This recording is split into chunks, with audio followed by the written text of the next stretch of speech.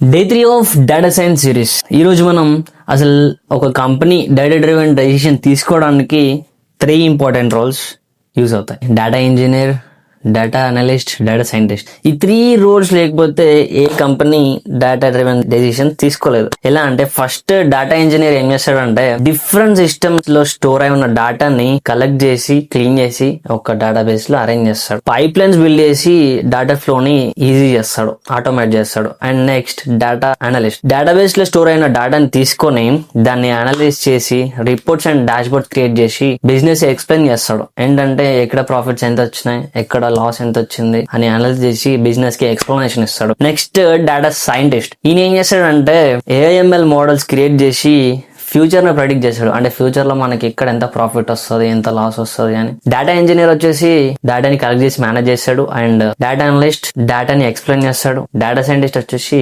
Future ని predict చేస్తాడు. That's it.